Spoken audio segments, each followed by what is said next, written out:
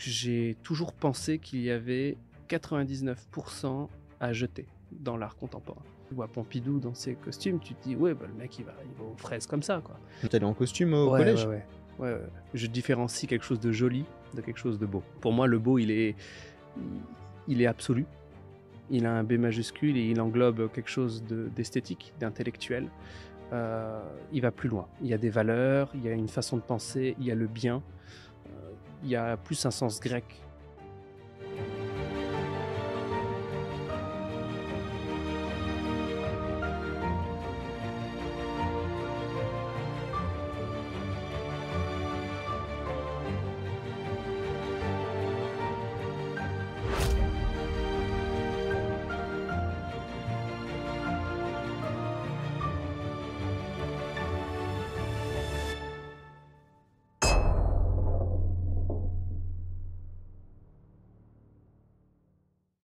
Yves Saint Laurent, pour moi, il a tué la haute couture. Ok. Il a assassiné la haute couture parce que il a ouvert la porte à ce qui est fait aujourd'hui.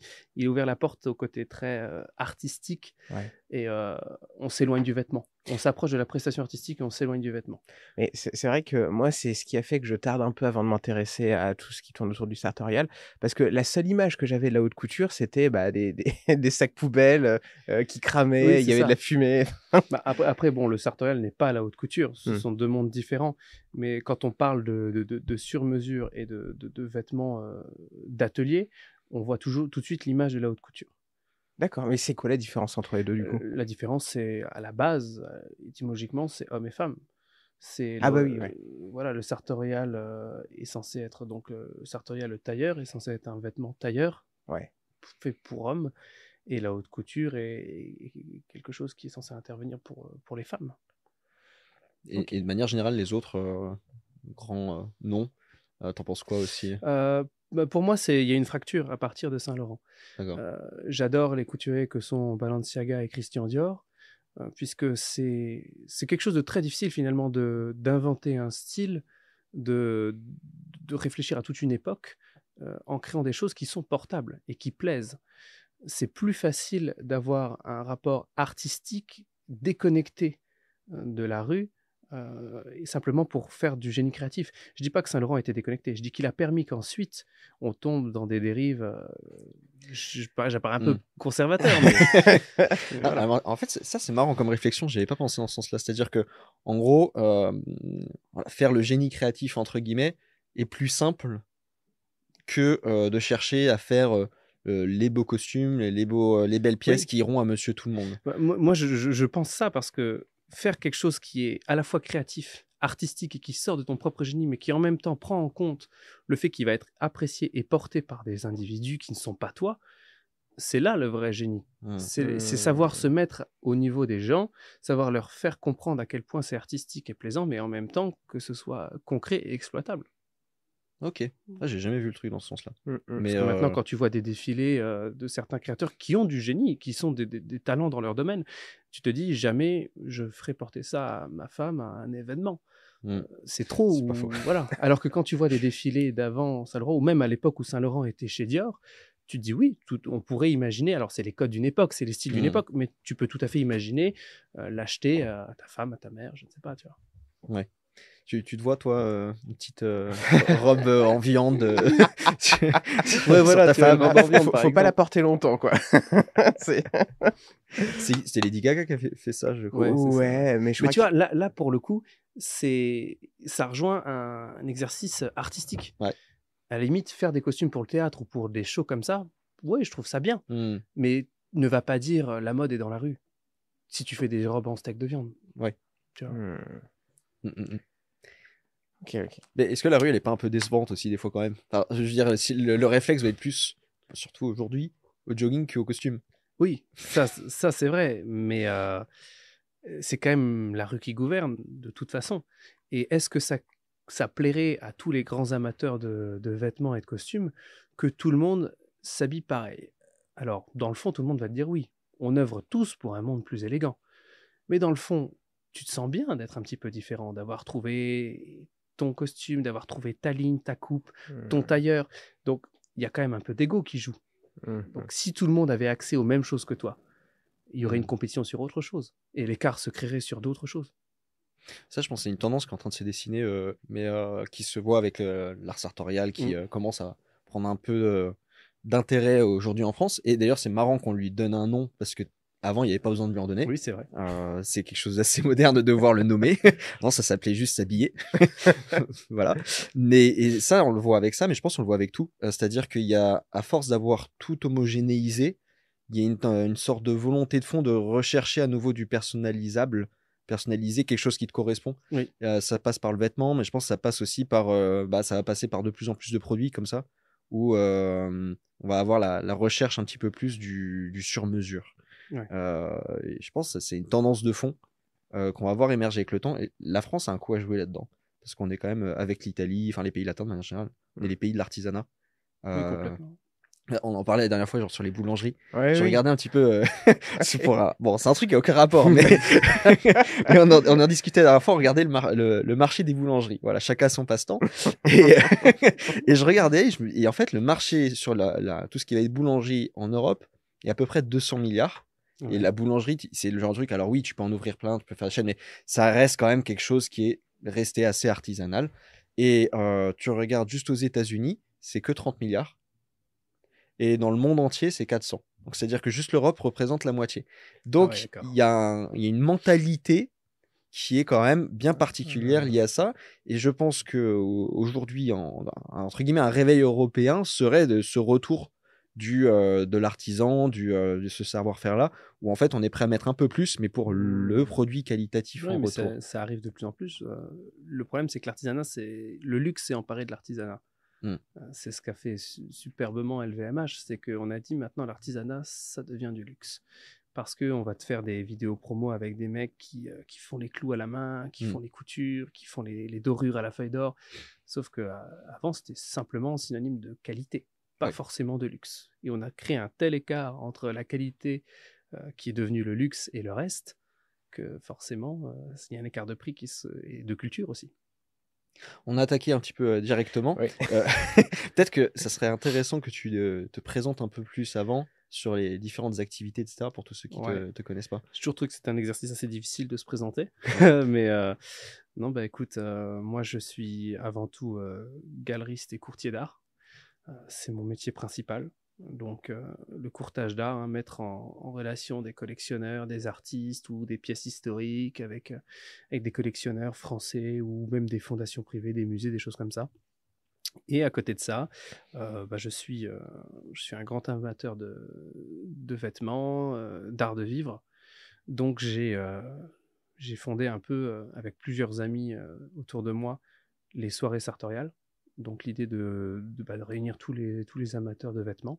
Et de tout ça a découlé la création d'un magazine qui s'appelle L'Intemporel, qui est vraiment orienté art de vivre, dans lequel on parle de tout ce qui touche, tout ce qu'aiment les amateurs d'esthétisme et d'art de vivre, donc le culinaire, l'automobile, l'horlogerie, le vêtement, la culture, le cinéma, toutes ces choses-là. Et aujourd'hui, voilà, le magazine a sorti son premier numéro, écoulé à plus de 500 exemplaires en un mois et demi. Okay. C'est gentil. Et le deuxième est en bouclage là pour les 2 prochaines semaines et il sort en juin. Donc le numéro 2. Ok. Donc, voilà. Et t'as quel âge? 25. C'est bien. C'est un bon début. C'est très bien. Début. Bah écoute, tu commences très très bien, c'est cool ça.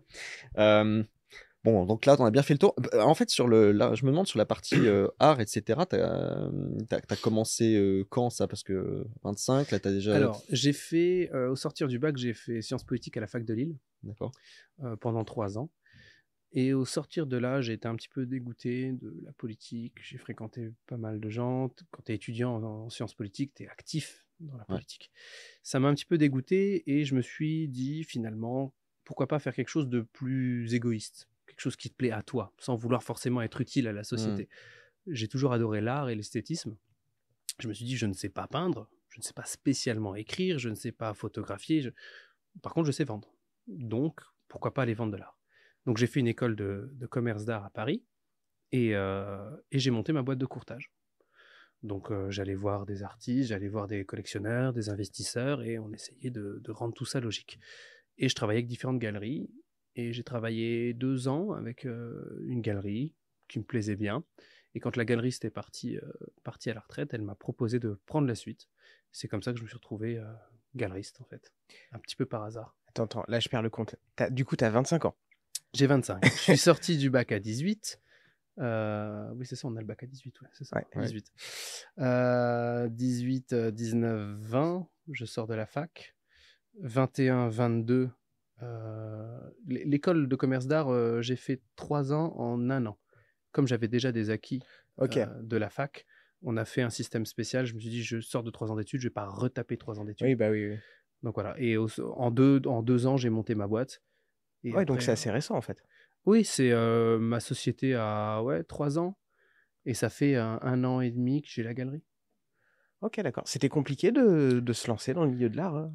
C'est compliqué de se lancer dans le milieu de l'art, oui, parce que je ne suis d'aucune famille de l'art. Mon nom n'est pas une référence. Ouais. À Paris, le milieu de l'art contemporain surtout, c'est un petit milieu. C'est Ouais, quelque bah chose qui est très codifié. Donc, je n'aurais pas pu le faire si je n'avais pas travaillé avec cette galerie, qui est une vieille galerie, qui a plus de 30 ans d'existence, qui m'a permis d'avoir les acquis et la légitimité de me lancer. Et la personne qui était là avant toi, a eu la confiance de te laisser quand même la main assez rapidement, assez facilement. Ça s'est passé comment? Assez rapidement, écoute, au début, je l'aidais ponctuellement. Puis au fur et à mesure, on a travaillé de plus en plus ensemble. Puis c'est l'après-Covid. Donc tu t'en profites pour refonder un peu ta boîte, pour revoir ce qui va pas, refaire tout le digital et compagnie. Et très vite, on s'est bien entendu. Et elle m'a donné, c'est aussi un besoin de transmission quelque part. Quand tu arrives à la fin d'une carrière, tu n'as pas envie que tout ce que tu as fait pendant 30 ans, ça s'arrête.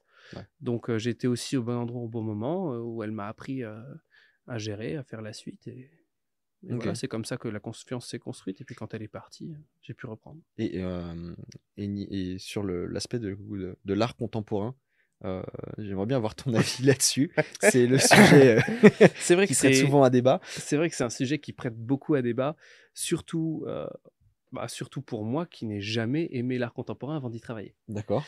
C'est-à-dire que pour moi, les grands peintres sont Poussin, David, plutôt du classicisme ou du néoclassicisme.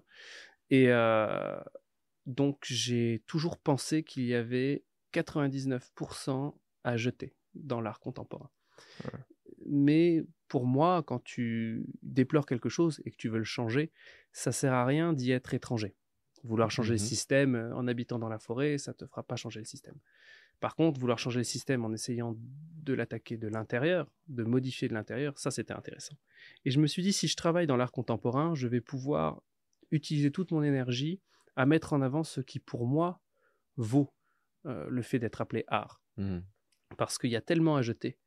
Et c'est pour une raison très simple, c'est que l'histoire a eu le temps de trier les peintres qu'on a aujourd'hui dans les musées. J'imagine qu'à l'époque de Michel-Ange, il y avait 90% à jeter. Il y avait 90%, sauf que l'histoire n'a retenu que les meilleurs. On est dans une situation contemporaine où l'histoire n'a pas fait le tri. Et donc c'est difficile pour nous de savoir qu'est-ce qui va rester, et pour 1 milliard de facteurs différents, qu'est-ce qui va être appelé dans 50 ans de l'art. Donc le rôle des galeristes et celui des musées, c'est d'essayer de sélectionner au préalable ce qui aura la chance plus tard de rester pour raconter notre époque. Parce que quelque chose qu'on oublie souvent, c'est qu'on est raconté par l'art. Quand on parle de Louis XIV, on monte des tableaux, on monte de l'art pour raconter une époque. Si nous, on veut être raconté par l'art qui nous plaît, c'est à nous de le sélectionner. C'est à nous d'aller voir dans les musées, d'aller dans les galeries, pas forcément de l'acheter. L'art contemporain vit de plein de façons différentes sans forcément que tu l'achètes. Mais si tu ne veux pas être raconté par Jeff Koons et ses chiens en ballon multicolores, va dans les musées, dis ce qui te plaît, montre ce qui te plaît. Et peut-être que dans 50 ans, c'est une autre forme d'art qui te racontera ta vie quotidienne. Ok. Juste pour revenir du coup, donc à un moment, tu avais réfléchi si tu voulais partir dans de l'art en tant qu'artiste, mais du coup, t'as bifurqué et t'es parti dans ce que tu as fait. Mais ça veut dire que tu avais quand même une sensibilité à l'art, à l'esthétisme. D'où est-ce que ça te vient? Est-ce que t'es né avec, ou est-ce que c'est quelque chose que tu as cultivé avec le temps? J'ai pas la création artistique. J'ai un rapport de sensibilité à l'art, ça c'est vrai. Par contre, d'où il vient, honnêtement, c'est compliqué. Moi, je viens d'une famille où il n'y a pas forcément d'expression artistique. je viens d'une famille de mineurs en Lorraine, Mhm. donc le vêtement, l'art et l'esthétisme ne font pas partie de notre éducation. Ouais. J'ai très vite été attiré par l'histoire. Donc, comme je disais tout à l'heure, l'histoire, tu le racontes avec l'art. Mhm. Donc, tu te rends compte de l'évolution artistique en même temps que l'évolution historique. Et je pense que c'est ce qui m'a donné ma sensibilité.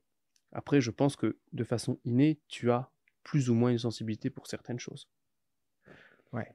Parce que c'est vrai que quand je regarde un petit peu autour de moi, j'ai l'impression que l'esthétisme, enfin le goût de l'esthétique, c'est quelque chose qui se perd de plus en plus. Enfin, quand je regarde, mais pas uniquement en termes de tenue vestimentaire, de manière générale, j'ai l'impression, donc je ne sais pas si c'est ma vision fantasmée d'un passé ou si c'est factuel, mais j'ai l'impression que l'esthétisme a tendance à disparaître.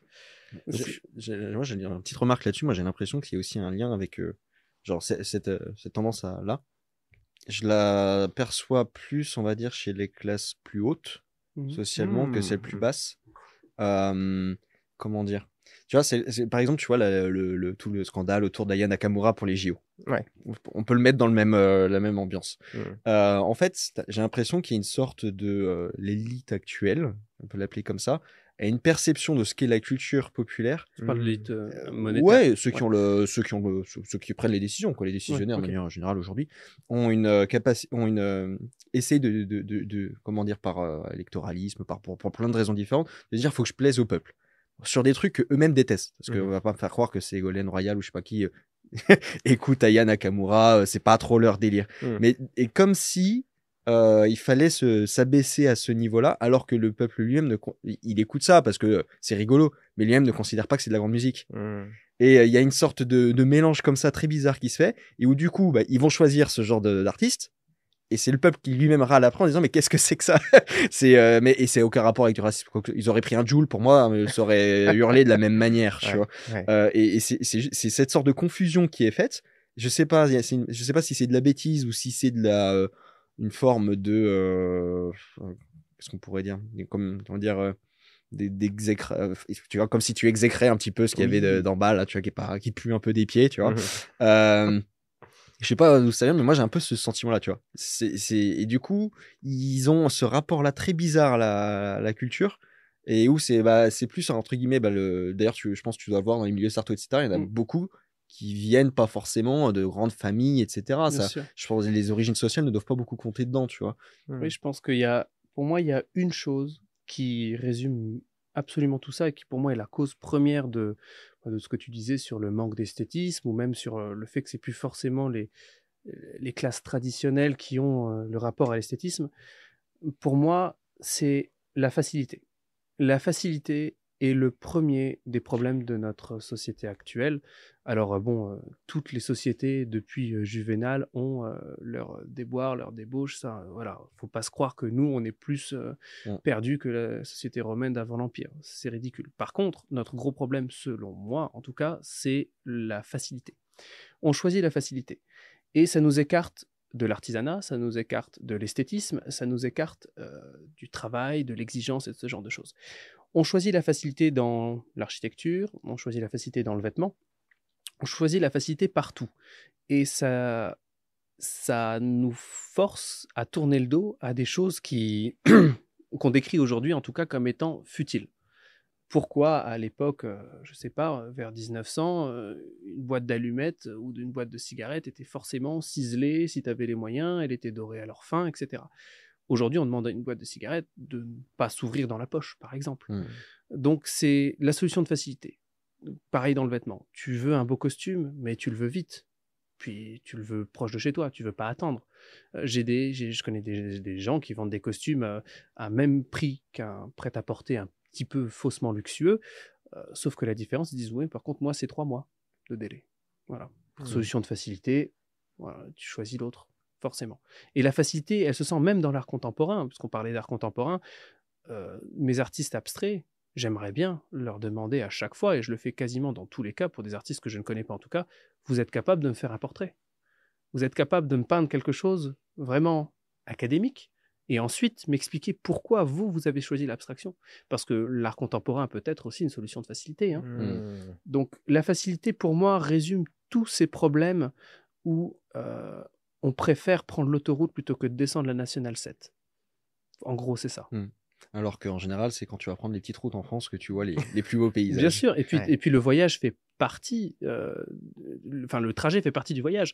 Quand je vais au Piti, de temps en temps, par exemple, quand j'y vais avec mon ami Guillaume, photographe, on prend le train, 9 heures de train, et on s'arrête 40 minutes à Milan ou à Turin pour déjeuner. Et ça fait partie du trajet. Tu es avec ton pote dans un train, on a notre costume préféré, on a nos bagages au-dessus, et puis on voit défiler les montagnes, on voit défiler les campagnes, et t'arrives, t'es pas crevé, t'étais assis. Alors que si tu vas à l'aéroport, entre le temps de la voiture, d'attendre les bagages, d'aller à l'aéroport, d'aller à la ville, t'as mis autant de temps, mais t'as la sensation d'aller plus vite. Et c'est une solution de facilité pour moi. Aussi, question, toi qui travaille dans l'art, toujours sur l'art contemporain, il y a toutes les... Non, mais il y a tout le Mais c'est discours un gros débat. aussi autour du fait que ça sert uniquement à blanchir l'argent, faire de l'optimisation fiscale, etc. J'aimerais bien avoir ton avis là-dessus, l'impact que ça peut avoir aussi sur l'aspect artistique automatiquement. Et Alors, d'ailleurs, même comment ça fonctionne aussi. Ce alors, modèle-là, je sais pas si tu t'y connais un peu. blanchir l'argent, ça relève, c'est un problème légal, et forcément, blanchir l'argent, ça peut que être négatif.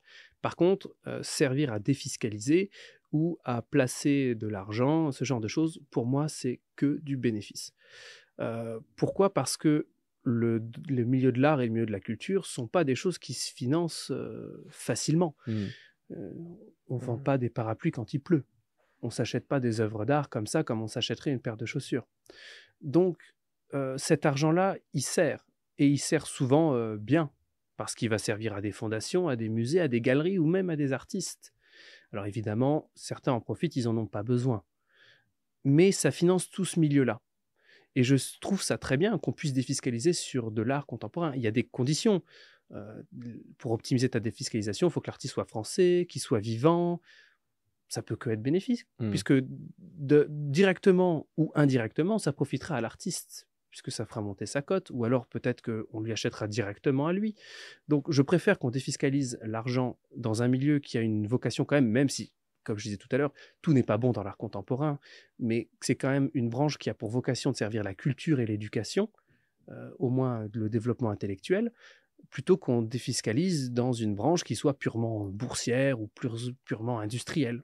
Là, il y a quand même une vocation à élever. Est-ce qu'il n'y a pas quand même une fausse valeur réelle Mais comme dans des tout. œuvres dans ce cas-là? Parce que entre guillemets, il y a une redirection de l'argent qui se fait à un endroit où peut-être qu'il n'aurait pas été. Bien sûr. Parce que, du coup, et donc il y a artificiellement, ça Bien gonfle, sûr. là où ça n'aurait pas dû mais gonfler. comme dans tout, finalement, tu achètes un t-shirt marqué YSL, pourquoi tu l'achètes? Parce qu'il est marqué YSL. C'est parce qu'aussi on a fait monter à un moment ça, plutôt que peut-être que le t-shirt d'à côté il est mieux fait, et tu sais qui l'a tissé, etc. Donc oui, évidemment qu'il y a des moments où ça monte artificiellement parce que Monsieur X a un gros intérêt à le faire, et il a du pouvoir sur le marché, et en le faisant, il va faire monter toutes les actions comme en bourse de ce peintre-là. C'est vrai, mais c'est valable dans tout. C'est valable dans le vêtement, c'est valable dans les montres, dans les voitures. C'est la loi du marché. Une œuvre d'art n'a aucune valeur intrinsèque. On vend des bouts de papier. Donc, si toi tu me dis, je t'en donne 20 €, je dis, bon, c'est bien, sauf que à côté, on m'en donne 200. Donc, je vais plutôt le vendre à côté. C'est purement les lois du marché. Et là, la seule chose qui, selon moi, peut réguler ce genre de choses, c'est l'intelligence des gens qui le consomment. C'est de se dire, est-ce que j'y vais parce que vraiment ça vaut le coup, ou est-ce que j'y vais parce que ça monte, et voilà. Moi, j'ai la chance d'avoir une clientèle qui est quand même assez ancienne, dans le sens de son approche à l'art, pas forcément par l'âge, mais j'ai des vrais passionnés. Des gens qui vont me demander des pièces très précises de tel artiste, de telle décade, qui n'ont pas forcément pris en valeur depuis leur création, même qui en ont peut-être un petit peu perdu, mais cet artiste-là, pour eux, il vaut le coup.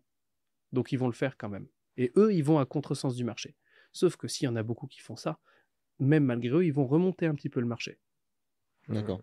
Mais après, tu vois, tu parles du marché. Et je sais qu'en France, il y a tout un système de réglementation qui passe aussi par le ministère de la Culture, etc. Est-ce qu'il n'y aurait pas... est-ce que, entre guillemets, c'est pas le boulot du marché de réguler aussi tout bêtement ça, sans avoir besoin de toutes ces réglementations? Dans le sens, tu vois, tu parlais de Michel-Ange tout à l'heure. il y avait des mécènes aussi, il y avait le pape, il y Bien avait, sûr, bien etc. sûr. Et ça fait monter artificiellement la cote de Michel-Ange, le Oui. fait d'avoir commandé un papier peint fantastique pour le plafond de la Sixtine. Mais c'est... Il y a pas... Moi, en tout cas, j'ai jamais été confronté à une quelconque réglementation. Les réglementations qu'on a, elles sont légales ou sur les transactions ou les fonds. Par contre, sur l'art, on est le pays le plus open, le plus ouvert sur notre façon de voir et d'encourager l'art.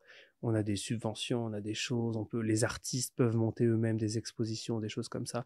Donc honnêtement, le seul négatif dans l'art contemporain, c'est, comme tu l'as dit, les dérives d'un marché qui vise à rendre le marché un peu boursier. Mais en même temps, est-ce que c'est pas quelque part aussi agréable d'avoir autant d'argent dans un marché qui vaut à la culture, quoi. Ok. Non, moi je le vois plus dans le sens, entre guillemets, tu vois, tu parlais de subventions, etc. J'ai mon réflexe libéral.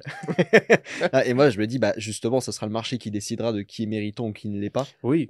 Plutôt que l'argent soit pris par un tiers qui après le redistribue selon ses critères après, définis. Souvent, les subventions, c'est rien. Et on va faire ça à des associations, à des fondations, donc c'est plutôt pour faire participer la politique active, à petit niveau, au niveau d'une commune ou d'une région, que ce genre de choses. Moi qui travaille dans l'art contemporain à un autre niveau, quand tu arrives à un certain niveau avec des artistes qui sont déjà consacrés ou qui tendent à l'être, tout ça, tu le vois pas. Déjà parce que même un musée français, parfois, ne pourrait pas se payer l'œuvre que tu vends. Parce que c'est des musées publics et que les seuls qui peuvent acheter... de toute façon, on a coutume de dire, à partir d'une certaine somme, tous ceux qui peuvent acheter, on les connaît. Ok.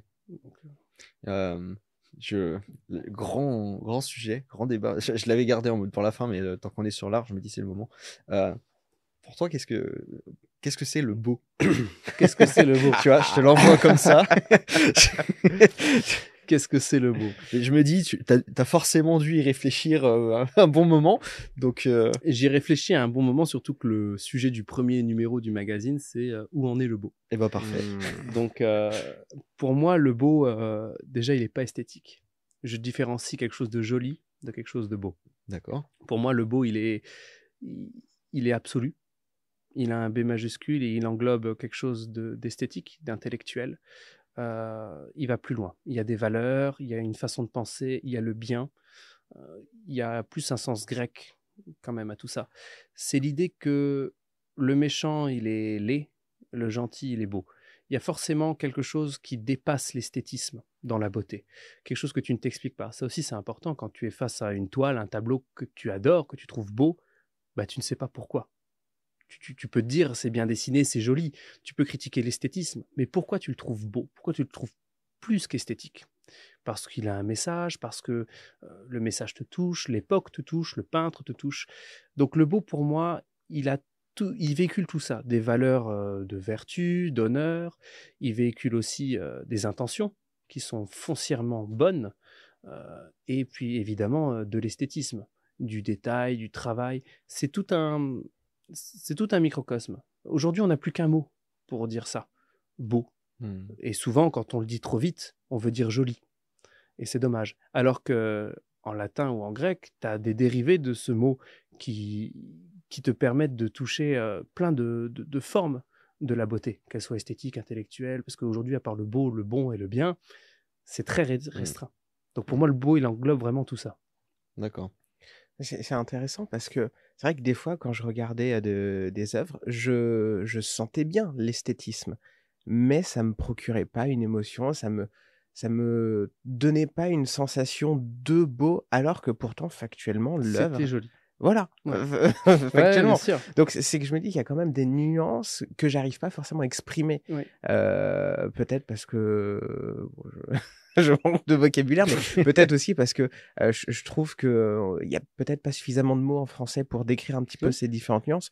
Mais je sais pas si c'est le nom de mots en français. J'ai l'impression, c'est surtout que notre langue s'est beaucoup appauvrie. C'est vrai. Et que malgré nous, on a été à l'école, on est du temps moderne, donc tu utilises les mots que tu entends. C'est aussi bête que ça. Mais quand tu sais que dans la diplomatie, la lingua franca, c'était pas pour rien, c'est parce que tu vois, la langue anglaise, c'est la langue du business. C'est vrai que c'est beaucoup plus pratique. quand tu as besoin de dire on doit faire une réunion et essayer de penser à des idées, eux, ils ont inventé brainstorming. C'est quand même beaucoup plus simple. Nous, après, on traduit ça par tempête de cerveau et on se dit que c'est un peu pourri. Donc, voilà, il y a un peu de ça, mais il y a aussi le fait que, entre guillemets, les mots français étaient tellement précis et nombreux, tu vois, pour exprimer un sentiment de peur, t'as la peur, t'as l'horreur, en fait, t'as beaucoup de mots différents. Et pour la diplomatie, elle est parfaite, cette langue. Parce que tu sais que le mauvais mot peut avoir un impact énorme. Les différences culturelles peuvent faire que quelqu'un va interpréter ce que tu viens de dire d'une manière différente. Et plus tu as une langue complexe et précise, plus les diplomates vont pouvoir bien s'entendre entre eux et comprendre très précisément ce que voulait dire la personne. Il a dit qu'il avait peur, pas qu'il était terrifié. Donc c'est pas la même chose. et ça, la langue française là-dessus, et c'est quand on parle aujourd'hui, quand on dit Ars Artorian pour susciter Hugo Jacomet, c'est vrai qu'il y a ce travail aussi dont personne parle, qui est le travail de l'éloquence derrière, et d'aller rechercher à nouveau, de réemployer des mots plus complexes, qui sont plus nuancés, etc.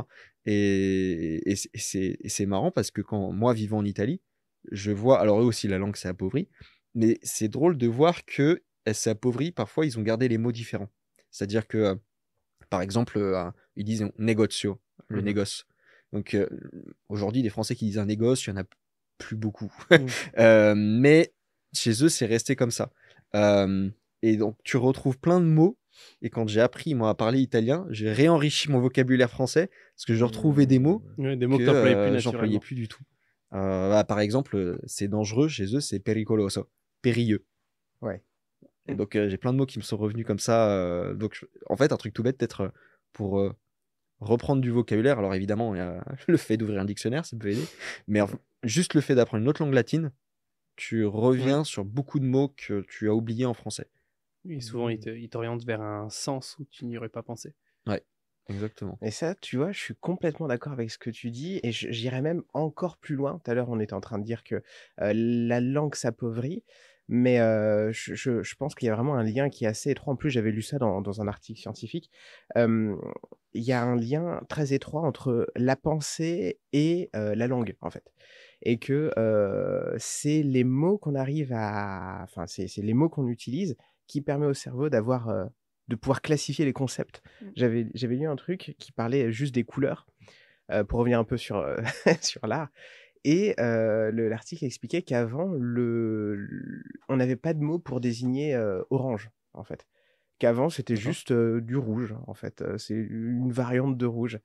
Et que c'est le fait d'avoir importé l'orange, bon après il va falloir fact-checker, mais il me semble que c'était ça, qui a fait en sorte que en fait on nomme cette couleur du nom du fruit c'est vrai qu'on avait inventé le jaune avant. Mais je me dis, avant, les gens n'avaient pas de mots, donc est-ce qu'ils faisaient vraiment le distinguo entre du orange et du rouge? Tu vois ce que je veux dire?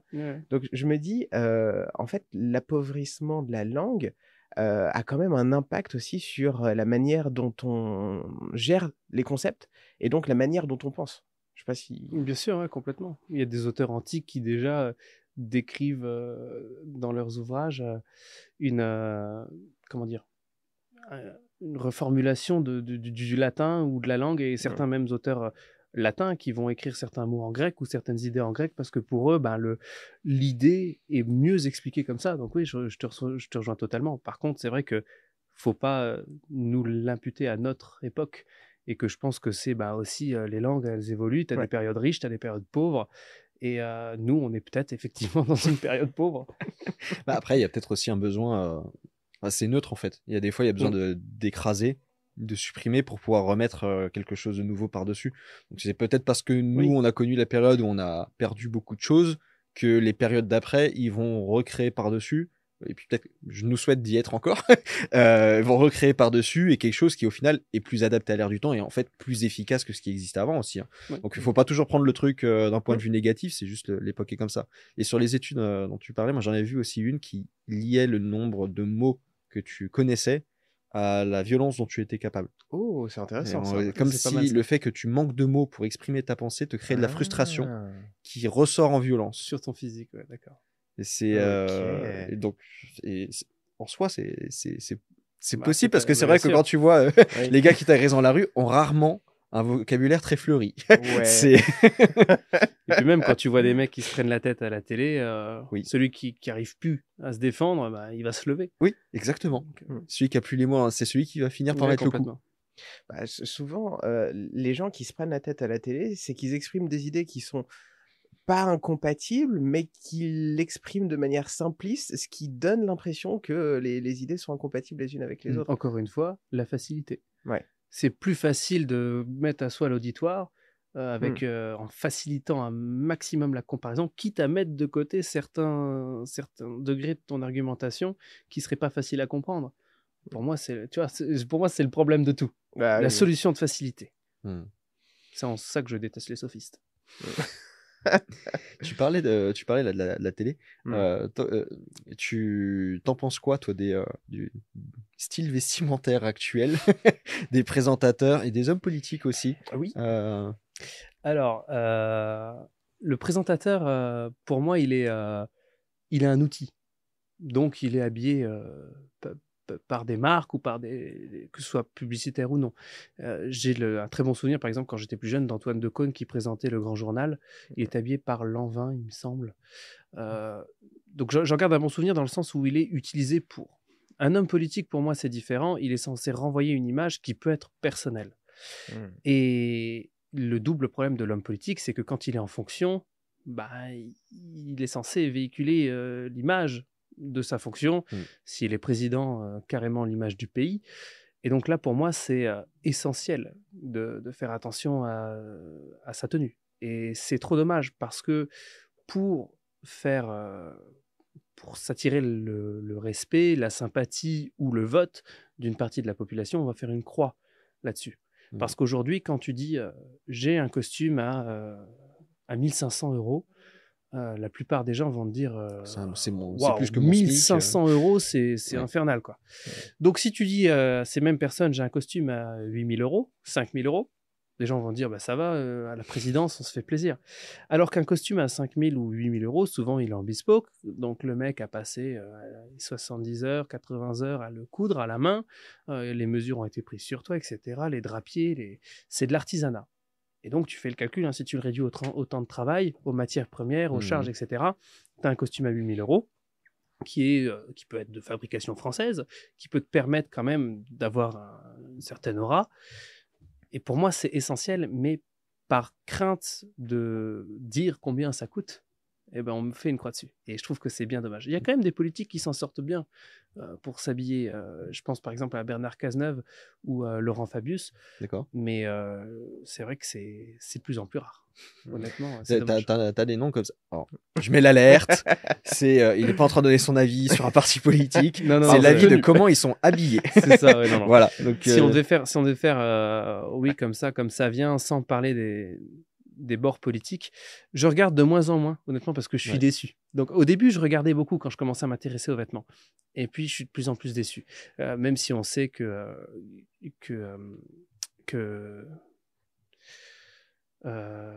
François Fillon s'habillait chez anciennement Arnis ça lui a Berluti. coûté très cher Ça lui a d'ailleurs. coûté cher, mais je trouvais pas ça fantastique. Ouais. À côté, quelqu'un comme Cazeneuve qui porte encore la pochette, voire même le table-collard, sont des choses qui me plaisent visuellement. Quelqu'un d'un autre côté comme Dominique de Villepin, qui n'a pas l'air d'avoir des costumes toujours très apprêtés, mais qui sont quand même d'une certaine époque. Il a les épaules larges, il a une coupe qui fait très années 80-90, alors que le mec a l'air fin, tu vois. Donc ça, c'est des gens qui me font plaisir parce que je sens qu'il y a un choix. Ce qui m'ennuie le plus, c'est pas que le costume me plaise pas, c'est que tu as l'impression qu'il n'a pas choisi le costume. Quand tu vois nos présidents, et je parle de tous les derniers, hein, le dernier que je vois vraiment qui me marque, même si par exemple Mitterrand ou Giscard d'Estaing avaient l'air de choisir quand même, on connaît encore leur tailleur aujourd'hui, mais des gens qui prenaient un parti pris où tu sentais que ils habitaient leur costume. Tu vois Pompidou dans ses costumes, tu te dis ouais, bah, le mec il va aux fraises comme ça, quoi. Il y a pas de problème. Et aujourd'hui il y en a très peu qui ont l'air de choisir. Peut-être qu'ils choisissent et que ça se ressent pas, mais il y en a très peu qui ont l'air de choisir. Si le costume représente ce qu'ils sont à l'intérieur, ça se trouve c'est tout ce qu'ils peuvent montrer. C'est ça, c'est vrai. C'est possible. Moi le dernier qui me vient en tête, c'est pas français, c'est en Italie le dernier qui avait fait les Berlusconi. avait Ah, Berlusconi, magnifique. était magnifique. Magnifique. Berlusconi. Moi, quand tu vois une photo paparazzi de Berlusconi, t'as l'impression que ça sort d'un film. Le mec qui sort de l'avion, il te dit bonjour comme ça, il est là, t'as le bouton de manchette qui va bien, le costume, il sort d'un avion, il est pas froissé, rien, c'est nickel. Le mec, il te mange des homards fantastiques à la petite cuillère, c'est incroyable. Ça donne envie. Ça fait tu vois que c'est ultra naturel, quoi. Ça, c'est vraiment. Ouais, les Italiens, ça, c'est les meilleurs là-dedans. Ça, c'est naturel. Cette capacité à montrer. Ils sont à l'aise dans quelque chose qui a été pensé au détail près. Ouais. Et t'as l'impression il a pris le jogo le matin, quoi. Ouais. C'est vraiment. Ça c'est possible avec un certain niveau de Ouais. costume. Et en France, si tu atteins ce niveau de costume, tu vas être critiqué parce qu'il coûte trop cher. Tu vas être critiqué parce que tu touches du luxe, parce que ça te coûte tant, etc. Alors que les costumes de Berlusconi, tu sens que c'est fait pour lui. C'est nickel, c'est parfait. Sauf qu'en France, tu portes ça. Puis mine de rien, pour un président, etc., quand tu es mis en valeur comme ça, mais c'est le plus tu important. vas à la négociation, j'en sais rien. Le costume bleu et noir, il est très récent. J'ai plusieurs ouvrages que j'adore sur les vêtements du pouvoir, où tu vois que finalement, c'est le tiers-état en 89 qui a commencé à imposer le costume neutre et sobre et noir. Et après, tout au 19e, ça a commencé à être commun. Mais avant ça, plus tu étais fleuri de feuilles d'or et de capes et de tout ce que tu veux, plus tu imposais quelque chose de positif à l'État et à ton pays. Et donc, si aujourd'hui, tu avais le plus beau des costumes, sans être extravagant, mais le plus beau, le mieux coupé, etc., pour moi, ce serait normal. Ce serait ne serait-ce que l'évolution légitime depuis l'Empire romain. Et d'ailleurs, ce qui est assez drôle, c'est qu'alors que nous, on l'abandonne, d'autres pays qui n'ont pas cette culture historique du costume le développent. Ah bah d'ailleurs, en parlant de ça, un politique, si on peut dire que c'est un politique, que j'adore pour son style et qui me met même au-dessus des Français, c'est le roi Hassan II du Maroc. Ouais. Alors là, rien à redire. Impeccable, toujours impeccable. Enfin, les épaules, l'écran, je crois que c'était Smalto d'ailleurs. C'est vrai que quand je vois des photos, une diction parfaite, une réflexion, un charisme face aux journalistes, le vêtement joue sur le charisme, on va pas se mentir. Et quand tu vois des gens comme ça, ça en impose, quoi. Ouais, le vêtement joue, mais en même temps, la personnalité qui est dedans sait ce qu'elle est en train de faire et à quel point elle est en avant et elle sait habiter, comme tu disais, le costume qu'elle porte. Le costume. Mais je pense que parfois, le costume t'aide à développer ta personnalité, ton charisme. La première fois que j'ai mis un costume, j'ai pas encore pris le temps de creuser plus que ça, parce que vu que je change de poids tous les 6 mois, je me suis dit on va attendre un petit peu d'arriver à une stabilité pour le faire. Mais c'est vrai que les premières fois que j'ai porté un costume, je sentais qu'il y avait un rapport différent avec les gens. Ça se sent immédiatement. Un truc tout bête, ça m'avait marqué. La première fois que j'ai mis vraiment un beau costume, cravate, pochette, etc. Et j'avais été chez le fleuriste. Et c'est la première fois qu'un fleuriste m'a ouvert la porte. Ce jour, ça m'est arrivé comme ça. Ça m'était jamais arrivé. Et quand le gars m'a vu arriver de loin, il est sorti de derrière sa caisse et il est venu m'ouvrir. Ouais. Il dit bonjour monsieur, qu'est-ce que vous souhaitez? Et j'ai été plusieurs fois chez ce fleuriste-là, il m'a jamais ouvert la porte. Hein. C'est limite, il me regardait pas quand je rentrais. Ouais, maintenant, il se souviendra de toi. Exactement. Et si tu retournes, il se souvient de toi et tu peux créer. C'est aussi une façon de créer des liens avec certaines personnes, même des professionnels, dans des restaurants, dans des magasins. Forcément, tu vas, par ton éducation ou par ce que tu renvoies, interpeller la personne et il va pouvoir créer un lien plus facile avec toi. Et est-ce que tu penses aussi que aujourd'hui, reporter la cravate, le costume, etc., c'est une forme de rébellion un peu, de dissidence? Honnêtement, non. Non, parce que c'est trop facile de se créer des faux combats. Je respecte beaucoup trop les gens qui se battent au quotidien pour des causes nobles, pour me dire que porter la cravate serait une forme de militantisme, tu vois. Pour moi, c'est un plaisir, simplement.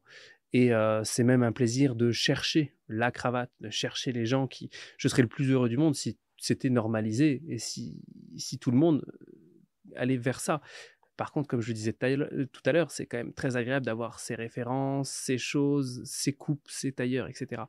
Donc, y voir quelque chose de militant ou presque de belliqueux parfois, je pense pas du tout. Je pense que c'est avant tout un plaisir et que ça devient un combat de façon très inintentionnelle. Je prends par exemple l'idée de ma galerie. Avec les soirées sartoriales, j'étais habitué à voir des gens souvent à la galerie très bien habillés.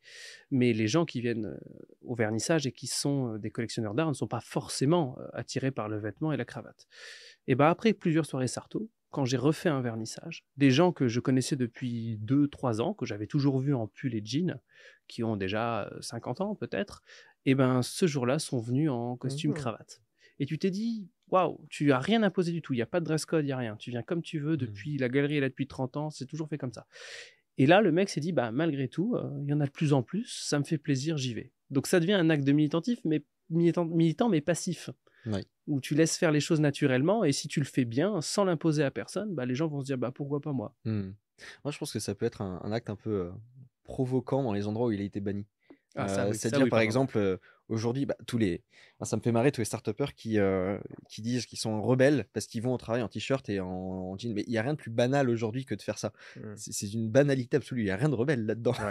Et pour moi, justement, aujourd'hui, tu veux être le start-upper qui sort complètement des codes de start-up. Viens en costume cravate, en fait. Tu vas être le seul à le faire. Il n'y a personne qui sait le faire autour de toi. T'es un techos, t'es un développeur informatique. Il n'y a rien de plus banal que de venir avec un t-shirt avec un truc de Star Wars, tu vois. Avec un slogan. Viens en costume et là, tu vas voir que les gens seront surpris. Ils disent, moi, j'étais développeur informatique à la base, et c'est vrai que quand tu te pointes costume cravate, alors qu'ils ont plutôt d'habitude, tu vois, c'est plus le patron qui a tendance à taper sur les doigts des développeurs. Tu te rends compte quand les clients passent, t'as vu l'image que tu renvoies de la boîte, machin, et quand ils voient qu'au final tu viens mieux habillé que lui, et que lui il est en basket, et du coup bah tu fais l'effet inverse en fait, et c'est vraiment je pense que ça dépend du milieu. Oui, Ça peut être marrant de faire ça. Tu crées une distance par rapport à toi, tu crées un parti pris et tu assumes une personnalité. En ça, c'est un combat, mais c'est un combat personnel, tu vois. Je le vois pas comme un combat sociétal, je le vois vraiment comme un combat personnel. C'est-à-dire, moi, les gars, vous me donnez des responsabilités, bah, comme tu dis, l'image de la boîte, voilà, je la pose. C'est comme ça. Moi, quand j'ai repris la galerie, j'avais 24 ans. Des gens qui venaient pour parler de plusieurs milliers d'euros dans la galerie, si j'étais en jean basket, ils m'auraient dit le patron, il est où? Voilà. Si par contre tu viens et tu portes ton costume, le mec il va te dire oui, il te sert à la main. Donc oui, ça c'est un combat personnel, ça j'en suis persuadé, tu as totalement raison. T'as vu le film, la série Peaky Blinders? Ah, Suits. Ouais, je l'ai vu, ouais. Moi je la trouve incroyable dans l'évolution. Alors il y a Harvey, mais en fait là où je trouve la plus intéressante, c'est l'évolution du style.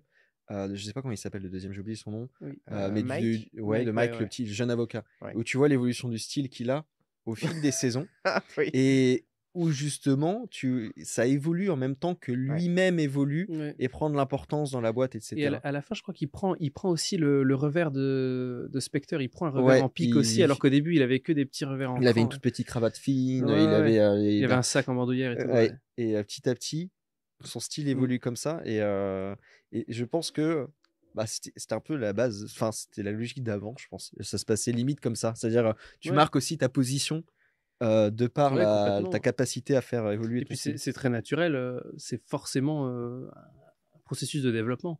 Moi, j'ai de la chance d'avoir commencé tôt. Donc, quand j'ai commencé à aller sur Instagram, etc., j'avais déjà une bonne base. Mais quelqu'un qui commence aujourd'hui, il va passer par les mêmes erreurs qu'on a tous fait. Au début, tu vois pas que le truc te voit pas. Tu vois pas que la couleur est moche, que la coupe est dégueulasse, que le tissu est horrible. Tu le vois pas. Mais t'essayes. Et c'est plus tu avances, plus tu te rends compte, ah oui, bah alors ça non, ça non. Et ouais, c'est tout un processus. Alors certains vont te dire qu'il ne se finit jamais. Tu découvriras toujours autre chose, toujours plus loin. Mais oui, là dans la série, tu le ressens super bien, quoi. Tu vois, pour rebondir un peu sur ce que tu dis, ça c'est vrai que c'est un truc que j'ai remarqué dans beaucoup de boîtes françaises, que les personnes s'habillent en fonction de leur place dans l'entreprise, et que ça je le remarque des fois quand certains ont des promotions ou sont nommés à d'autres postes. D'un seul coup, tu les vois venir avec une chemise, et donc je peux pas m'empêcher de me dire que est-ce que avant cette promotion, ils ne se sentaient pas légitimes à porter des vêtements qui reflétaient plus que ce qu'ils s'estiment être, tu vois. Que y a pas aussi un côté dans la tenue vestimentaire où je m'habille comme je pense être dans le milieu dans lequel comme je suis à ma place, quoi. Voilà, c'est ça. Mais en France, c'est vrai qu'on a aussi on a l'amour du décorum.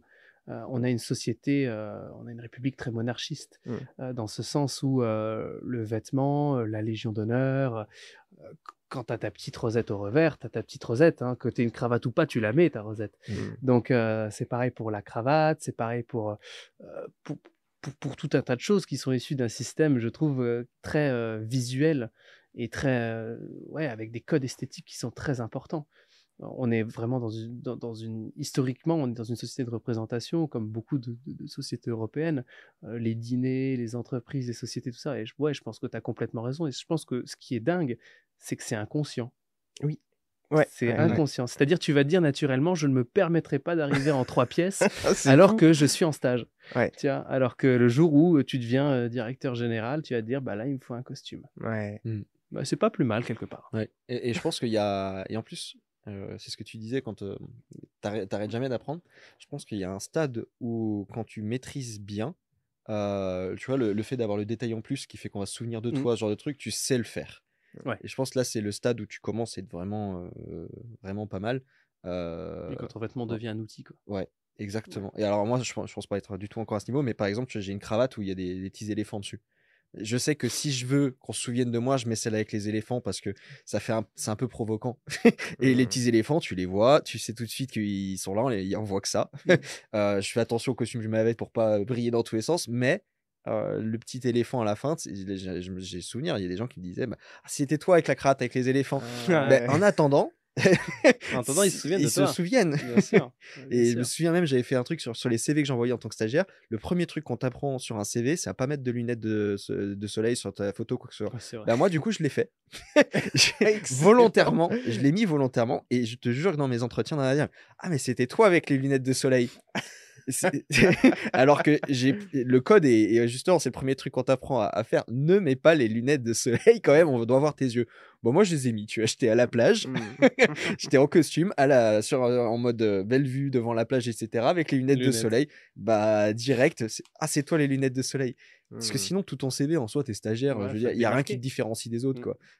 C'est d'une banalité quand t'es stagiaire. C'est triste. Mais c'est vrai que je pense qu'il y a aussi un peu de ça en France, le côté pas trop sortir du lot, parce que même quand je vois la plupart des conseils qu'on m'a donnés, c'était surtout ouais, en fait, faut faire comme tout le monde, faut s'habiller comme tout le monde, etc. Et donc, je pense que ça crée ce petit côté, le costume, c'est pas pour moi. Parce que du coup, on sort quand même du lot quand on porte un costume. Après, je trouve que dans notre société actuelle, ça fait très commentateur, ça fait très intellectuel, tu vois ce que je dis. J'ai aucune légitimité à dire ça, mais je le ressens comme tel. Ouais. Aujourd'hui, on peut tout faire. On est dans une époque où on a le luxe absolu de tout faire. Tu as envie de t'habiller en mode Louis XIV, bah, tu vas avoir 2-3 regards dans le métro. Mais en soi, tu peux le faire. Moi, j'ai des copains qui sont dingues des années 30 et des années 40. Ils s'habillent en vintage tous les jours. Et personne ne te dira rien. C'est-à-dire qu'aujourd'hui, tu peux choisir la période historique que tu préfères et tu peux te faire kiffer. Donc, d'un côté, oui, tu as raison, les gens ont peur de sortir du lot. De l'autre, tu as tellement de petits groupes. Aujourd'hui, tu n'as plus de mode de groupe. Tu n'as plus les blousons noirs, tu n'as plus machin, tu vois. Donc, tu peux aller voir les punks, tu peux aller voir... et personne va vraiment te faire chier. La seule chose, c'est de croire que les autres en ont quelque chose à foutre. Et c'est ça qui t'empêche, toi, de te développer. Mais en soi, on a quand même le luxe de faire littéralement ce qu'on veut avec nos fringues aujourd'hui. Ouais, c'est pas faux. Et moi, c'est pour ça, tu vois, on parlait tout à l'heure sur la chaîne, vêtements, etc. En fait, c'est vraiment la philosophie qui est ici, c'est il y a un côté un peu développement personnel qui, pour moi, ça englobe tellement de sujets différents. Et en fait, le vêtement est un grand oublié du développement personnel aujourd'hui, alors que l'habit fait le moine n'a jamais été aussi juste, quoi. C'est une évidence que tu le veuilles ou non, quand quelqu'un arrive habillé d'une certaine manière, la personne en face a une réaction sur la manière dont tu es habillé, qui est consciente ou inconsciente, qu'elle soit positive, négative, quoi que ce soit, il va se passer un truc dans sa tête. Et tu vois, j'irais même encore plus loin que ce que tu dis, c'est que certes, la tenue vestimentaire a un impact sur la personne qui est en face, mais je trouve même que la tenue vestimentaire a un impact sur notre propre personne. Oui. Parce que des fois, ça m'est déjà arrivé de bien m'habiller, donc costume, voilà. et tu te sens dans un état d'esprit différent. Tu te sens plus confiant, plus conquérant, prêt à réagir. Chose que tu as pas avec une tenue dans laquelle, voilà, une tenue qu'on pourrait porter peut-être plus chez soi, quoi. Non, ouais, clairement. Et je crois que j'avais vu une étude là-dessus où ils avaient fait un test, je crois que c'était c'était dans une boulangerie, je crois qu'ils avaient fait un test comme ça, on revient toujours à la boulangerie, où ils avaient le client, en gros, il manquait genre 50 centimes pour payer. Et ils avaient fait le test en faisant venir des gens habillés normal, et un gars arrivait, qui venait habillé en costume, cravate, etc. En tout cas, qui donnait l'impression que c'était un directeur d'entreprise, voilà, qui projetait ça. Et 60% du temps, je dis pas je l'ai lu il y a très longtemps l'étude, donc voilà. Mais en tout cas, c'était une grosse différence. Celui qui avait le costume, bien plus souvent, la boulangère acceptait le fait que c'est pas grave s'il manquait 50 centimes. Alors que celui qui ne l'avait pas, le lâchez pas. Dis-toi, tu vas raquer, tu vois, le lâchez pas. Et rien que ça, tu vois, il y a eu des études qui ont été faites qui montrent ça, et c'est pas pour rien aussi. Alors malheureusement, beaucoup de ces études ont été retournées dans un sens bien triste, celui du marketing des grandes chaînes type McDo. C'est pas pour rien qu'ils ont tous le M, etc. C'est pour qu'ils soient clairement identifiables, etc. Mais ça renvoie aussi un message, entre guillemets, il est à ton service. Parce qu'ils sont pas en costume 3 pièces, les gars de chez McDo. Bien sûr. Ils sont à ton service, donc ils sont moins bien habillés que toi. Ils peuvent pas être non plus trop bien habillés. Et par rapport à ce que tu disais aussi, ce qui est dingue, c'est que le vêtement prouve que tu fais un choix. C'est ce qu'on disait un peu tout à l'heure aussi. C'est à partir du moment où tu fais un choix, tu tournes le dos à la facilité. C'est pas la vie qui te marche dessus, c'est toi qui choisis comment tu vas vivre ta vie, de quelle façon, avec quel vêtement et avec quelle image tu vas envoyer. C'est vrai que quand tu vois certaines personnes, alors je parle pas forcément du costume, je parle le choix du vêtement là. Donc tu vois certaines personnes, tu sais qu'ils se sont levés, ils ont pris ce qu'il y avait dans la truc. Voilà. C'était un jour où il y avait une réunion, chemise, cravate, voilà. Il y en a d'autres, tu sais que c'est un choix. Même, le mec, même s'il met un jean, il met tel jean et tu sens qu'il fait un choix. Et donc forcément, tu peux pas t'empêcher de te dire, il a fait un choix de vêtements. C'est pas le genre de mec qui se laisse marcher dessus par la vie. Il va pas subir la vie, tu vois. Ouais, exactement. Tout à l'heure, tu parlais d'erreurs que tu as fait au début. Si tu peux nous donner des exemples. Ouais, des exemples, c'est pas facile parce que quand je dis que j'ai commencé, c'était primaire, collège. J'ai commencé tôt, tu vois. T'allais au collège, t'allais en costume au collège? Ouais. Alors, D'accord. costume, veste, pantalon, on va dire un peu dépareillé. Ok. J'ai commencé à avoir des costumes au lycée, en seconde. Mais non, le type d'erreur, c'est simple, c'est trop ample ou trop serré. C'est des choses qui se veulent un petit peu trop différentes ou trop modernes, qui en soi sont des fautes de goût énormes. J'ai jamais été très joueur avec les motifs et les couleurs. Là-dessus, j'ai toujours été très prudent.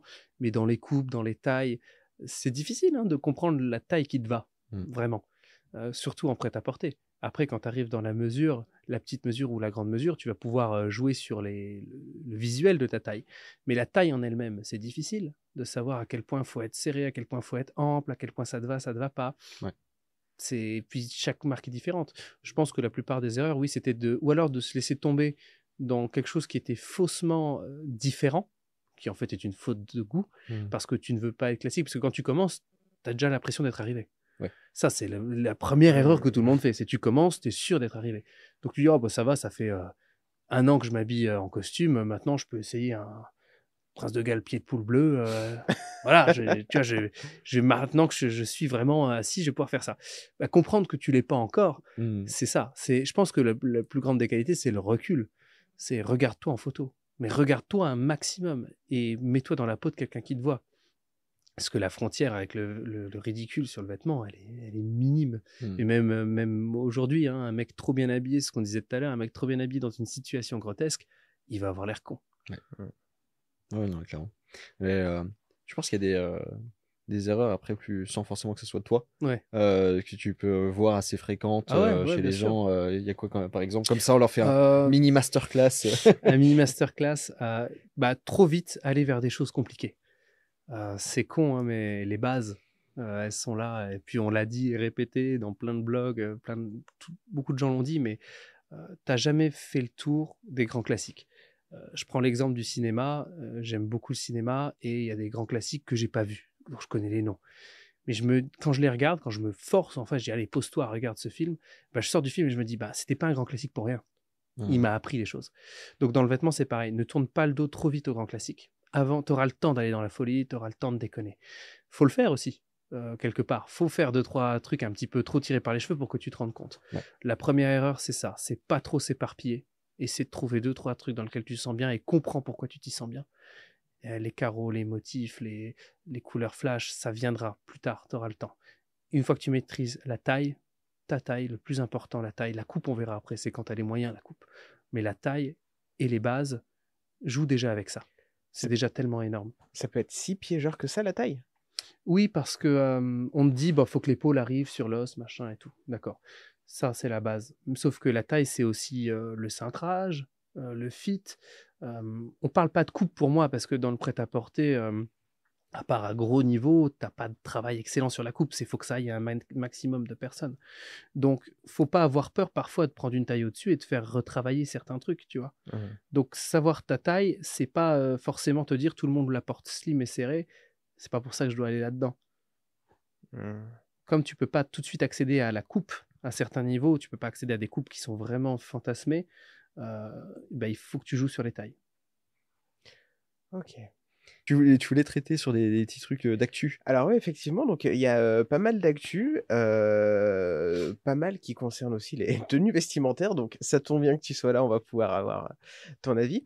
Alors en ce moment, on parle beaucoup du retour de l'uniforme à l'école. Ouais. Donc toi, qu'est-ce que t'en penses d'un point de vue sartorial? C'est un sujet qui pour être honnête, j'ai pas encore tranché. Ok. Ma copine est prof de lettres dans un lycée où l'uniforme est appliqué. Ok. Moi, j'ai fait mes études dans un lycée sans uniforme, enfin dans un collège sans uniforme. D'un côté, je me dis c'est bien parce que ça gomme les différences et j'aurais eu besoin à l'époque d'être gommé dans la masse. Par contre, d'un autre côté, est-ce que je me serais développé comme ça si je n'avais pas eu l'opportunité d'aller tester les réactions des gens tous les jours à l'école sur la façon de m'habiller? Donc là-dessus, tu vois, je me suis pas encore vraiment positionné. Ok. Bah, on peut faire peut-être là-dessus. Moi, je suis pour une liberté des écoles, tu vois. Ouais. Dans Que ce chaque cas-là, école puisse choisir. chaque école choisit, et puis après, s'il y a des parents qui sont farouchement contre, Oui. ben, met dans une école qui. Il n'y a pas de meilleure opportunité que le Voilà. choix, de toute façon. Et je pense. Et d'ailleurs, ça pourrait être intéressant parce qu'en plus, ça ferait un test grandeur nature, tu vois. Oui. Au moins, tu verrais là, qu'est-ce qui se passe. Est-ce que ces différences gommées sont bénéfiques ou non? Après, il y a aussi une autre chose dont je n'ai pas parlé, c'est le rapport à la. Enfin, quand on différencie l'instruction et l'éducation. Ouais. Aujourd'hui, malheureusement, l'éducation nationale, c'est vraiment de l'éducation, c'est plus de l'instruction, parce qu'on ne peut plus se reposer forcément sur tous les parents. Donc, les professeurs se retrouvent un peu avec un rôle global, presque de parents. Et c'est vrai que l'uniforme t'impose une tenue, t'impose une façon de porter une tenue. Peut-être que si tu n'avais pas l'uniforme, tu n'aurais jamais porté de cravate jusqu'à tes 30 ans. Mais l'uniforme t'impose la cravate. Donc en ça peut être bien aussi. Mais c'est un rôle qui, à la base, si tout allait bien, ne serait pas à être tenu par l'école. Ouais. C'est vrai que je me range pas mal de ton côté. J'avais eu cette même réflexion, mais plus pour tout ce qui tourne autour du culinaire. Ouais. C'est-à-dire que à l'époque de mes parents, ils sortaient de l'école, ils allaient à la boulangerie, ils prenaient un pain au chocolat, un Paris-Brest, enfin bref, voilà, des produits à la boulangerie. Et en grandissant, c'est resté. Alors qu'aujourd'hui, il y a le pot de Nutella, enfin, il y a énormément de goûters qui sont un peu plus industriels. Et quand je vois les personnes avec qui j'ai grandi évoluer, en fait, ils ont continué d'avoir ces habitudes de consommation. Et je me dis, si ça a tendance à être le cas sur tout ce qui est culinaire, d'autant plus ça doit être le cas sur tout ce qui est vestimentaire. Et donc, les tenues auxquelles on s'habitue, que ce soit visuellement, parce que beaucoup de professeurs s'habillent grosso modo comme beaucoup d'élèves, en tout cas de ce que j'ai vu de mon parcours.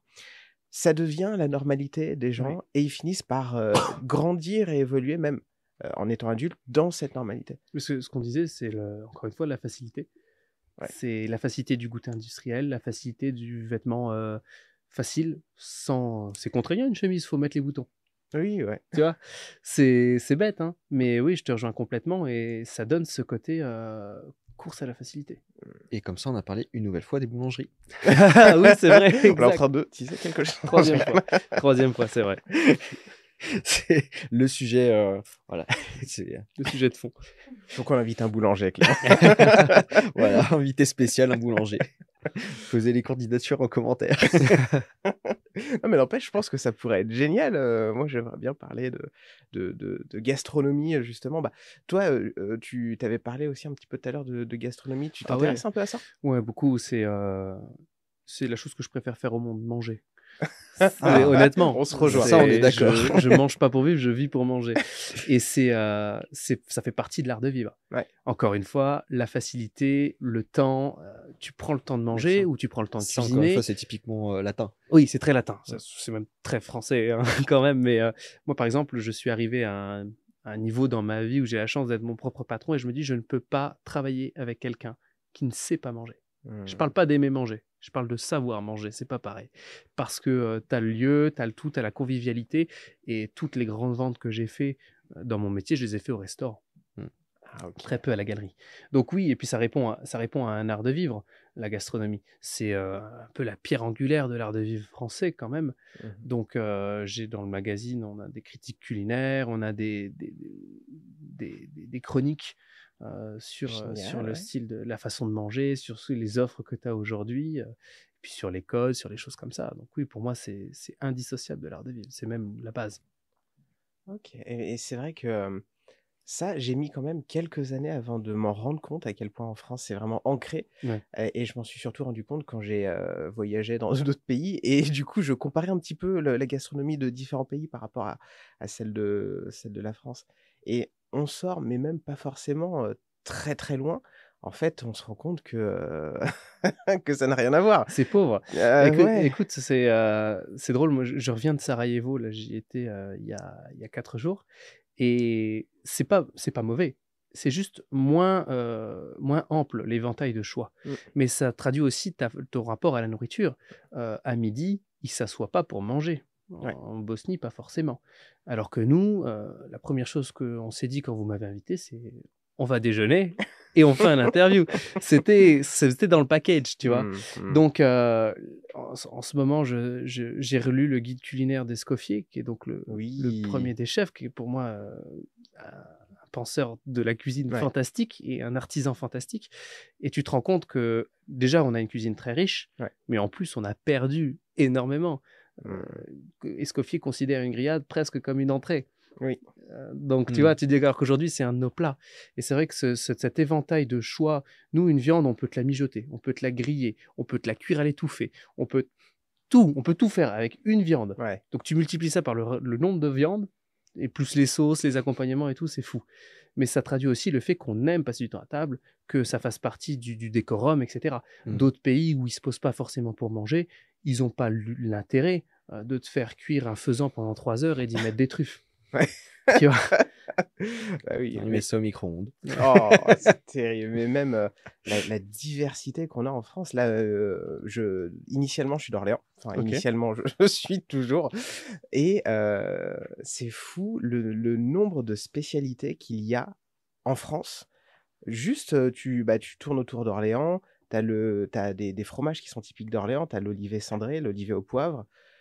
T'as de la bière, t'as des andouillettes, t'as la tarte tatin en fait qui a été créée. Je savais pas que c'était d'Orléans. Ouais, alors c'est pas tout à fait d'Orléans, sinon je vais me faire taper sur les doigts. C'est de la région. C'est voilà, c'est à Sois 20 prudent. minutes d'Orléans. Sois prudent. Ah ouais, là c'est faut que je fasse gaffe. Et en fait, juste t'es à Orléans, qui est c'est une bonne ville, mais c'est loin d'être la plus grosse. Tu peux goûter à 40 spécialités juste en faisant 20 km tout autour. Et c'est ça dans chaque ville, dans chaque région, dans toute la France. Et c'est un truc de fou. Moi, je trouve ça incroyable. Ça, c'est un peu perdu, mais ne serait-ce que sur la race des vaches. Ah ouais. Oui, c'est vrai. Maintenant, ça c'est un peu perdu, mais malheureusement avec le temps. Mais si tu changes de village, c'était une race différente à chaque fois. Quoi. Donc à partir de ce moment-là, la diversité de fromage, de viande, etc., c'est évident. Bah, bien sûr. Exactement. Après, il y avait sur un autre sujet d'actu. Sur les JO. Ouais. Donc, on entend beaucoup parler des JO en ce moment. Et il n'y a pas longtemps, on a vu sortir les tenues officielles. Donc, alors j'ai vu qu'il y avait plusieurs versions, dont une qui ressemble quand même pas mal à un costume. Donc ça m'a fait penser. Avec un col châle en 2 couleurs. Donc Exactement, Bleu exactement. et rouge. Oui. Ouais. Est-ce que t'en penses quoi, toi? C'est difficile. C'est très très difficile parce que on peut pas attendre d'un événement comme ça qu'il ait des tenues qui nous parlent à nous, qui sommes vraiment fascinés par le truc, tu vois. Ouais. D'un autre côté, il y a un effort qui est fait. Oui. Il y a un effort qui est fait, voilà. Est-ce qu'il a abouti? Est-ce qu'il n'a pas abouti? Ça, c'est Bon, une autre histoire. ça, c'est une autre histoire. J'ai jamais été très, très fan des JO et je pense que quand tu étires un concept trop loin, il perd de sa substance. Et pour moi, alors j'habite à Invalide. Ok. Donc autant te dire que les JO, je vais les sentir passer. Et, j'imagine. Et je pense qu'on accueille des JO pour tout un tas de raisons, mais il faut aussi être prêt à les accueillir, hein, ça, voilà. Ouais. Donc ça doit pas devenir une charge supplémentaire, c'est censé être, quand tout va bien, un bonus. Encore une fois, je reviens de Sarajevo, ils ont eu les Jeux en 84, il me semble. Il y a encore des choses dans la ville qui montrent qu'ils ont eu les Jeux, qui montrent qu'ils ont pu les avoir. Et il reste des côtés bénéfiques. Il reste certains immeubles, un quartier, il reste ils avaient fait des pavés avec l'emblème des JO dans les grandes avenues. Tu sens tout ça. Nous, on va créer des choses très éphémères pour accueillir ça sans être sûr que ça suffise à Attends, on a fait accueillir une ça. nouvelle piscine. Ouais, putain. Et regarde, une nouvelle piscine pour la population, c'est génial. Donc oui, non, sur les tenues des JO, très difficile. J'ai pas vraiment d'avis parce que j'admets qu'il y a un effort qui est fait. Ouais. Ça, si je devais me contenter de quelque chose, je me dirais au moins, tu vois, il y a eu un effort. Ouais, ok. Au moins ça. Bon, après, on va dire, il y a eu un parti pris aussi, on va dire, ils ont essayé de remettre les couleurs bleu-rouge, c'est pas simple à faire. Ouais, voilà, ouais, surtout sur un costume col châle. C'est pas facile. Après, je me dis qu'on a forcément une vision faussée, hein. Nous, forcément, on va être fanatique de ça. Après, là où je suis, bon, disons que bon, effectivement, tu vois, pour quelqu'un qui va être passionné par le sujet, ça peut. Je pense qu'il s'attendait pas à grand chose. Il est quand même déçu. Tu vois. Oui. Mais on peut se dire, allez, les hommes, j'ai essayé de m'en nuancer un peu. C'est moyen. On va pas dire c'est horrible. On va pas dire c'est parce que j'ai été regarder aussi d'autres équipes. Ouais. Ça m'a rassuré. Je me suis dit, bon, en fait, c'est vrai qu'on regarde surtout quand nous. Ça va pas, on regarde les voisins. Voilà. Ça va. Finalement, bon. Mais après, par contre, c'est vrai que pour les femmes, là, je trouve que là, pour le coup, ils sont bien plantés parce qu'ils ont, enfin, le principe du vêtement, c'est de te mettre en valeur.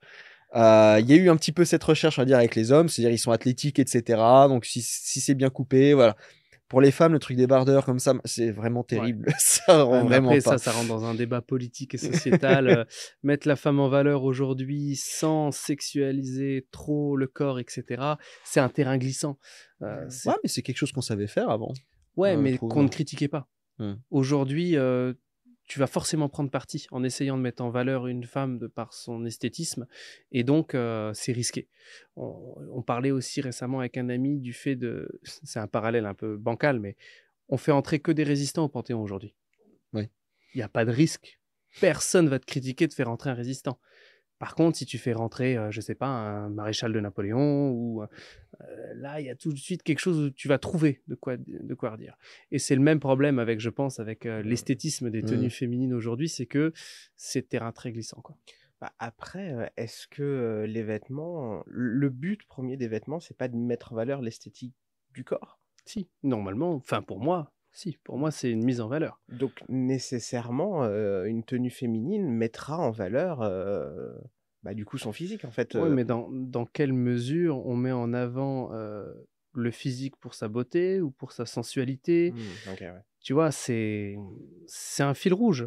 Pour moi, oui, honnêtement, le vêtement il est censé mettre en avant, mettre en valeur un corps féminin, un corps masculin. Rien ne flatte plus un homme qu'un smoking. Le smoking, il est fait pour te mettre en avant, il te développe les épaules, etc. C'est sublime. Mais le problème, c'est que la femme la société a sur la femme une sexualisation qui est tout de suite instantanée. Et donc, le degré, le pourcentage de peau que tu laisses apparaître ou les coupes que tu fais vont pas forcément mettre en avant l'esthétisme brut de la femme, mais aussi son rapport charnel aux autres. Okay, ouais. Donc, je trouve que c'est ambigu et très glissant. Donc, là-dessus... Bah écoute, moi je pense qu'on a On a bien fait le tour. Ouais. On a brassé pas mal de choses. Ouais, c'est pas faux. Regarde, je vais finir sur une note ultra positive. Ça m'est venu en tête quand tu disais les noms. Tu sens le sarcasme arriver. Je m'y prépare. Ça y est, je suis prêt. Quand tu me disais, c'est pas tout le monde qu'on peut faire entrer au Panthéon, c'est vrai, tu vois, si tu choisis mal ton maréchal de la Première Guerre mondiale, tu peux avoir... Ça peut mal tourner. Ça peut mal tourner. Voilà. Écoutez, sur ce, Sacha, merci beaucoup d'être venu. Merci à vous, les gars. Merci beaucoup. Et puis, on mettra dans la description dans tes réseaux sociaux, compte Insta, plaisir, etc., pour cool. ceux qui veulent te suivre. Et puis, merci Christophe d'être là. Et je dis à tout le monde à la semaine prochaine pour le prochain épisode.